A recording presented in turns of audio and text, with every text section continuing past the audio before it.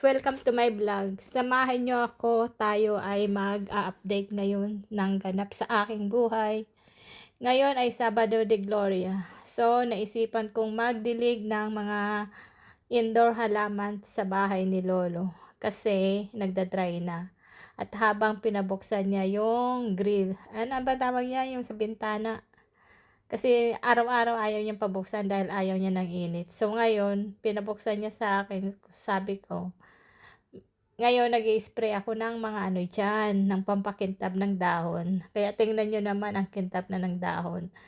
Tapos na pala ako dyan magdilig. Pero actually, ang taga-dilig dapat dyan ay yung naglilinis. At saka siya ang magmamanage ng halaman. Since nandyan naman ako, so nag-effort na ako. Spray-spray. Kunwari pa sosyal. Ayan, spray pa si Inday. Inday, pero pangit na yung mga halaman dyan. Nabubulok na, nagda-dry na. Sige, spray ka lang, Inday. Ayan, may globo. Alam mo ba, kabisado ni Lolo yung globe na yan. Minsan nagtatanong ako kung saan parte. Ayan, si Inday. Ang lawak ng bahay ni Lolo. Ang kabuuan ng apartment niya ay 200 square meter. Ito pa lang yung sala. Oh, tapos, ayan, may dinikit pala ako dyan na gumagapang. Pagagapangin ko sa, taas sa kisame. Tapos, nahinto na ako dyan. Ayan, dikit pa pala ako. Ang bilis ko naman magsalita. Siyempre, ayan, dikit-dikit ako. Tapos, ayan, biglang nawala dahil may dumating na binisita, binuksan ko. At ngayon, after ko nga niya, naisipan ko mag-grill ng octopus. Minarinate ko na yan. Ayan, i-grill ko dyan sa, sa Ninja. Kaso lang sobrang maamoy. Kaloka. May bisita dito, naghahanap ng Ayan na, sobrang amoy. Pero ang sarap. Yan, minarinate ko lang yan ng kung anong anik-anik na seasoning. Naging malutong siya. Ayan, ito na, 4 na piraso, parang sa pesos, 1,000 pesos na yan. So, chinap-chap ko na at type ko ng kumain. Actually, nag-lunch ako mga anong oras na yan. Magpa 5 o'clock na. Chap-chap natin. Ang sarap. Tapos, ang sausawan ko dyan ay suka. Tapos, may liempo na binigay sa akin yung kapitbahay. Galing ng ano ba yan, bilihan ng mga Asian food. So, kaya naisipan kong magsaing. Ayan, magkakain na nga ako. So, meron tayong liempo dyan. Pakakaway-kaway muna tayo. May liempo ako dyan. May sausawan na suka. At saka yung, ayan, liempo. At saka yung inihaw natin na octopus.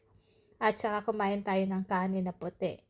Actually, ang tagal ko na hindi kumakain ng kanin. Pero tumataba pa rin ako kasi kulang ako ng galaw-galaw. Walang exercise. Pero bukas, nandito na yung tagaluto. Siguro maglalakad-lakad ako bukas. So, habang kumakain tayo, manood muna tayo ng balita. Mga ganap-ganap ngayong Sabado de Gloria na may namatay daw na misis na pinatay ng asawa. So, yan na nga, nainom. Social ang tubig ko dyan, Perilegem. Ano yan? Basta yan na yan, soda. Yan, nabusog na ako. Grabe. Ang sakit sa tiyan pag nabubusog. Pero thankful pa rin tayo sa pagkain, sa araw-araw na buhay. Thanks God. So, ayan na nga, patapos na ang kain ni Inday. Inday, balitay, tumataba pa rin tayo. Sige, kain ka lang. Sige, kain ka lang. Tapusin mo na yan. So, ayan, kain pa rin. Actually, marami akong nakain na kanin dyan. Siguro mga 1 tasa. Kasi nagluto ako ng kanin na 1 tasa din. Pero madami pa rin dun. Ay, nautot ako habang habang nagdadabas. Nautot ako. Ayan, sige, kain lang. Nakatulalay pa.